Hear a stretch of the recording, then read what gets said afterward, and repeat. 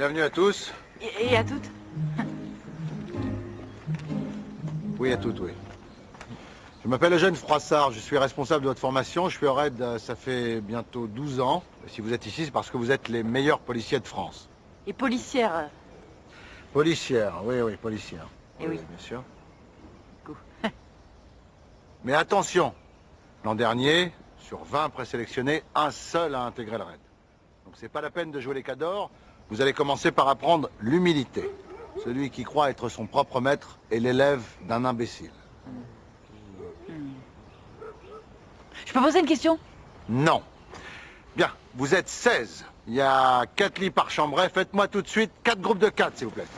Excuse-moi, laisse-moi passer, s'il te plaît. Non. Attends, mais pourquoi ne pas...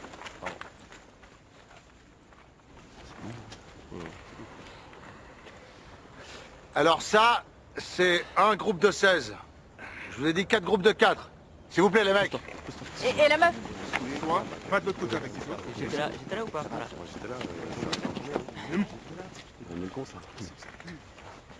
Attendez, là, vous êtes toujours 8, là, avec le fille.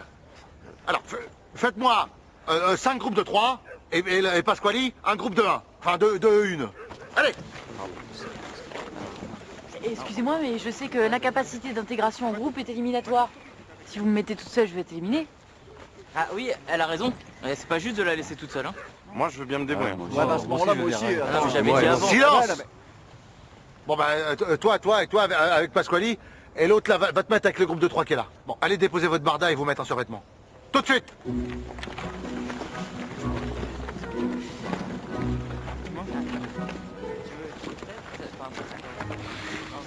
Dis donc, Pasquali, comme le ministre? Non, ça n'a aucun rapport. C'est sa fille, mais ça n'a rien à voir. D'accord. Moi, c'est Yannis. Greg. Moi, c'est William. Jo. Joël. Joséphine. Joseph. Jocelyne. Johanna, mais tout le monde m'appelle Jo.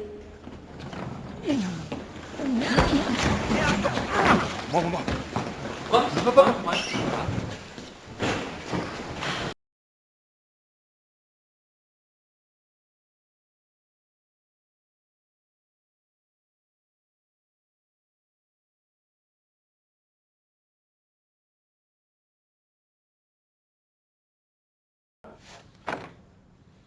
Un bouclier du raid. Ok. Un casque du raid. Un chien d'assaut du raid. D'accord.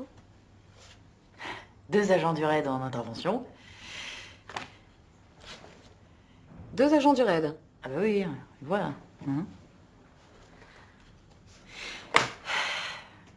Le logo du raid. Évidemment. Un pistolet. Du raid. Non, pas forcément. Pourquoi? Pour rien. Pasquali. Oula.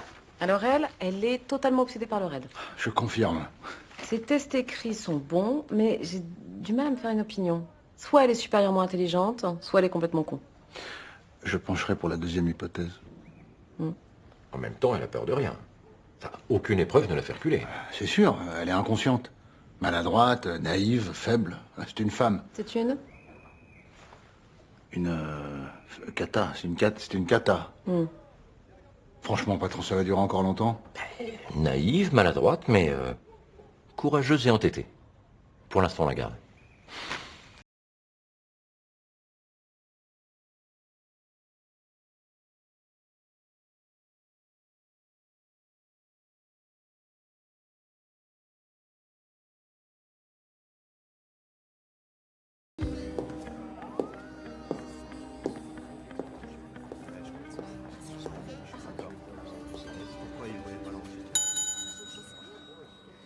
C'est pourquoi?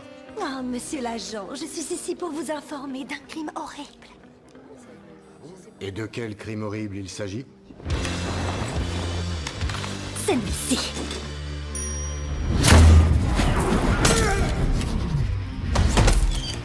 Pour le moment, dans la soirée du 28 avril dernier, dans la Meuse, 60 jeunes se sont invités par l'intermédiaire des réseaux sociaux chez Virginie et Eric et leurs 3 enfants pour finalement saccager leur maison, excréments, tags projections diverses. Les dégâts s'élèvent à plus de 50 000 €. La raison de ces dégradations serait l'engagement politique du fils des propriétaires. Et dans TPMP ce soir, Virginie est avec nous et son fils Maxence vont nous livrer leur témoignage. Merci d'être avec nous. Merci beaucoup Virginie, merci beaucoup Maxence. Regardez l'ampleur des dégâts sur ces images fournies par la famille. C'est impressionnant, c'est incroyable. Regardez.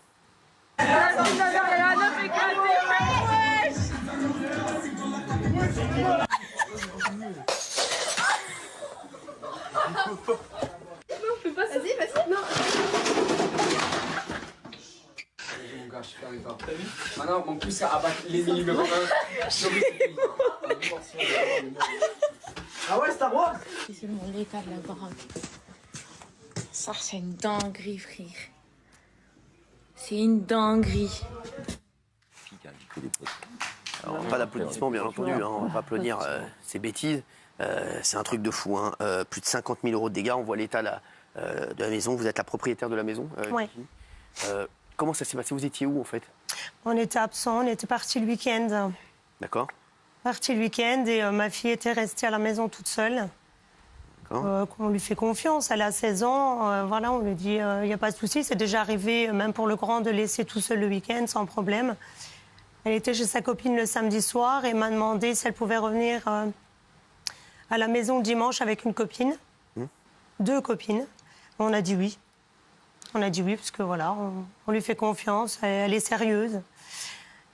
Et là, le carnage. Donc je pense qu'il y a eu. Enfin, ils ont mis une photo sur Insta.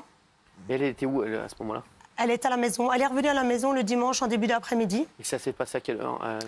En début d'après-midi, elle m'a demandé de revenir à la maison avec ses 2 copines. C'est elle qui avait organisé ça aussi? Non, elle est revenue à la maison avec 2 copines. D'accord. Et... Voilà, mais ça, c'était prévu qu'elle revienne à la maison avec ses 2 copines. Je comprends pas, en fait, elle était avec ses 2 copines et c'est quoi, Gilles? Alors, elles sont entre 3 copines et elles décident de poster une photo sur Insta. Oui. Voilà. Le problème, c'est que cette photo est vue par des jeunes qu'elles connaissent, puisque certains des jeunes ont fait une fête de Nouvel An à la maison. Donc, il y a 4 copains, 4 ou 5 copains qui disent « Ah bah tiens, on va passer ». Et la fille de madame dit non, non, non, non. Mais ils insistent. Voilà. Donc, non, mes parents ne sont pas là. Voilà, les parents ne sont pas là, ils insistent, ils finissent par passer. Le problème, c'est quand ils passent, ils arrivent à 5, et puis ils font un appel sur les réseaux sociaux, et après, plusieurs dizaines de jeunes arrivent. Voilà. Une espèce de projet X. Exactement, Projet X. C'est la même scène. Et donc là, combien de personnes sont retrouvées chez vous? Alors, au début, 40, on dirait 40, après on a dit 60. Et puis plus ça avance, plus on se dit qu'il y avait beaucoup plus de monde que ça. On ne sait même pas exactement savoir combien il y a de personnes exactement. Donc on est dans le flou là-dessus. Ah, c'est complètement... c'est un film, hein, je vous dis franchement, c'est un film. C'est faux. Alors, quand vous rentrez, c'est quoi votre réaction? Mon mari est rentré, il m'a dit rentre, parce que lui est rentré avant moi. Il est rentré vers 11h du matin. Il m'a dit rentre parce qu'il m'a dit c'est le carnage. Oh, il m'a appelé en vidéo. Je lui dis vidéo. le carnage, je lui dis oh t'exagères. Enfin le carnage, je lui dis il y avait juste Eloa avec 2 copines et 2-3 copains et il me dit non il faut que tu rentres. Il me dit là ils ont saccagé toute la maison. Et la petite Mais elle vous avait demandé. Votre fille, elle était partout et nulle part. Alors on a appris après qu'ils ont essayé un peu de se cacher dans la voiture à 4, parce qu'elle a été menacée en disant que ça l'appelait quelqu'un. Ça ne comprenait pas pourquoi elle avait appelé personne. Et de base, quand on est arrivé sur place, elle était totalement... Enfin, elle ne savait même pas répondre aux questions. Elle pleurait, elle était dans un état. 2 jours. Voilà. Et là seulement que là, elle a des petits flashs de temps en temps et qu'elle se rappelle. Bah voilà, ils ont fait ci, ils ont fait ça. Ah oui, j'étais là. Et donc elle se cachait un petit peu et au fur et à mesure, elle courait dans la maison partout pour essayer de limiter la casse. Elle a retiré les clés de la cave, elle a retiré les clés du grenier. Ils ont forcé les portes, hein. Ils ont retiré les papiers, les PC. Nos PC de travail, nos photos, la photo de nous 5, elle l'a retirée. Elle s'est dit oh là là. Et elle courait un peu partout, elle nettoyait la maison. Alors, quelle est la raison pour laquelle ils ont tout saccagé comme ça? Parce qu'on dit que ce serait parce que Maxence serait engagé politiquement. C'est pas la raison de ce qui s'est passé, non.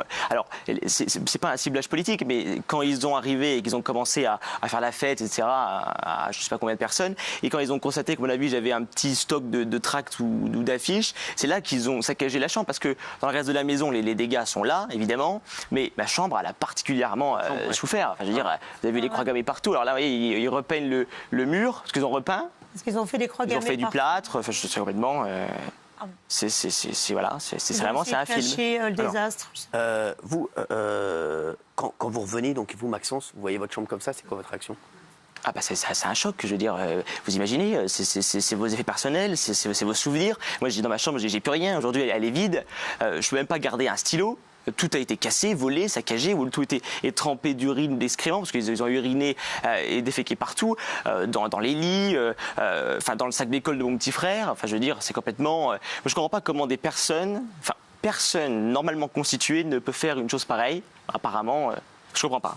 Alors, les prises électriques sont arrachées des murs, la bibliothèque et le lit de Maxence sont brisés, votre chambre complètement retournée, taguée à la peinture noire, la voiture familiale ne fonctionne plus, un arbre a été tronçonné. Oh là là. C'est un truc de fou.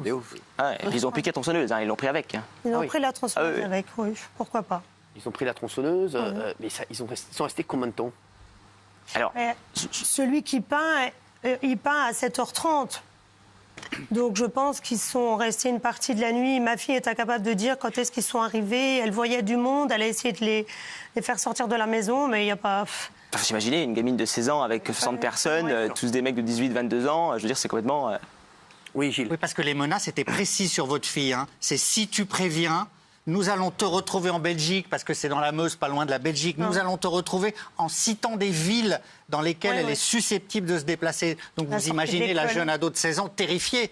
Ils l'ont totalement dissuadée. Et pour appuyer ce que dit Maxence, c'est vrai qu'à 7h30 du matin, ils ont repeint d'une autre couleur les croix gammées. Donc le fait d'avoir trouvé les tracts, puisqu'il est adhérent au RN, ce qui est tout à fait son droit, le fait d'avoir trouvé les tracts du RN a fait redoubler de violence ces gens-là, qui sont pour certains venus de Belgique. Non. Ah ouais. Il y a des plaques d'immatriculation belges qui ont été identifiées. Donc c'est un vrai groupe organisé. Hein.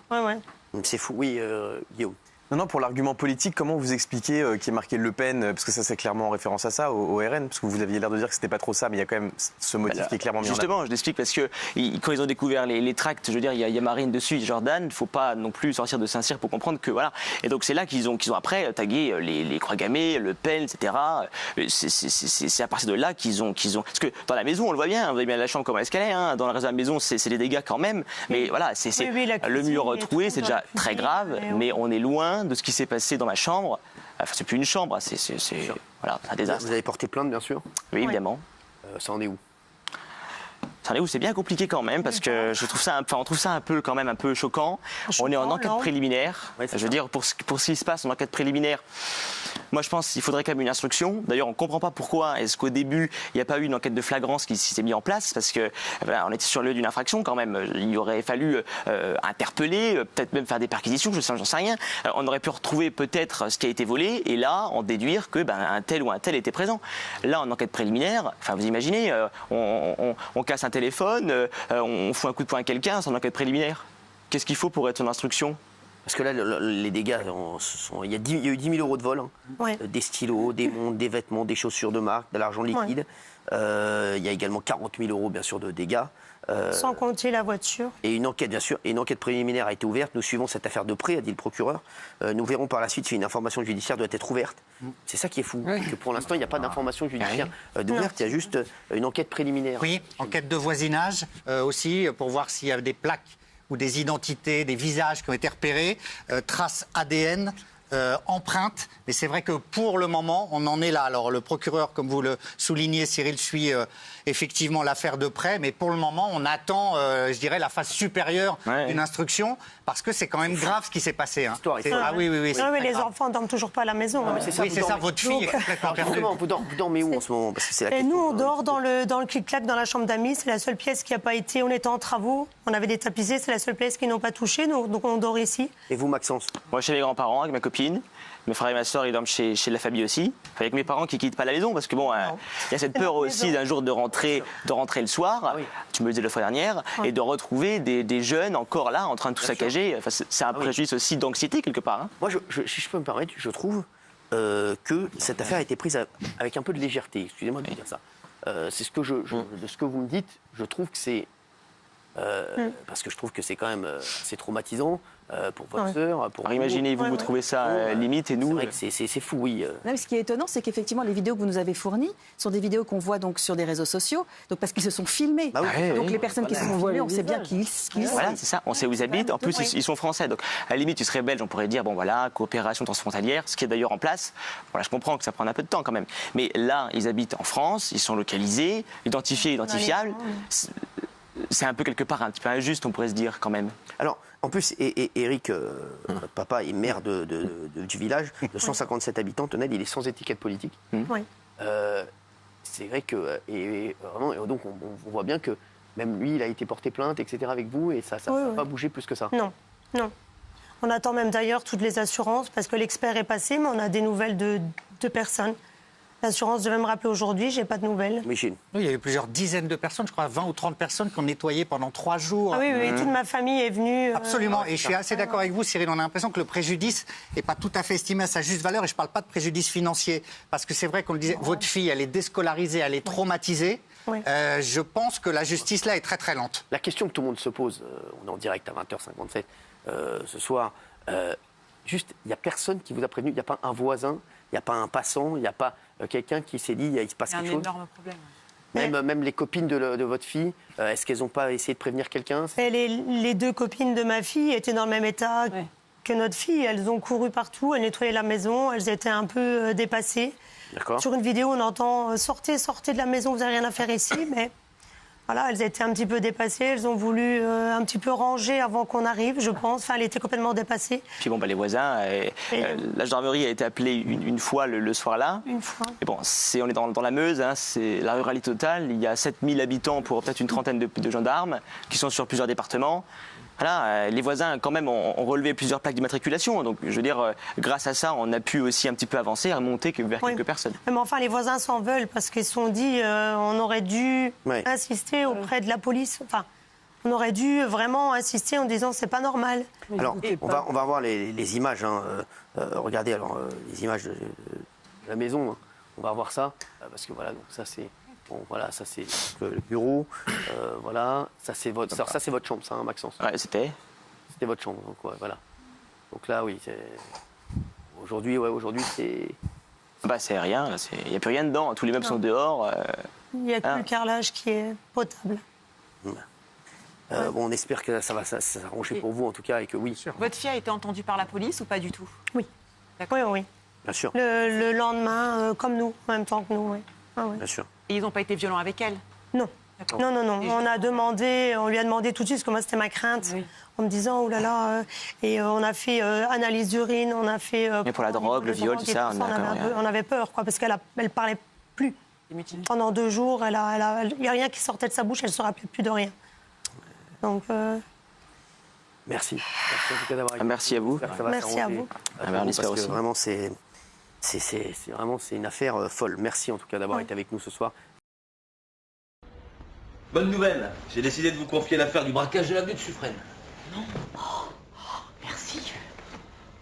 Pourquoi? Parce que vous avez fait un gros boulot déjà sur place. Oui. J'ai déjà les conclusions. Déguisement mode opératoire, c'est le gang des léopards. Oui. Épargnez-moi vos convictions. Le cerveau de l'affaire a d'ores et déjà été identifié, notamment grâce à ses empreintes digitales, son ADN. En plus, vous le connaissez. Non. C'est qui? 1m75, svelte, des boots, taille 38, des cheveux longs, châtains, tête en l'air, régulièrement habillé en bleu. C'est bizarre, ça correspond pas du tout à ce que j'ai. Moi, j'ai grand brun, postiche, fausse barbe. Hein, vous voyez pas? Ah non? Vous voudriez voir son portrait robot? Je veux bien.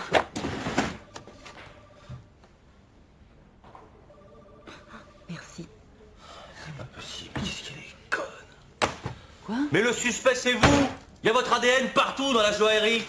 Et vos empreintes digitales, même sur l'arme des braqueurs, ceux que vous avez aidés à s'échapper. Je suis vraiment désolée. Ouais, vous êtes désolé. J'ai voulu attraper. Vous êtes suspendu, Pasquali. J'en peux plus, je suis fatigué. Allez, je veux plus vous voir.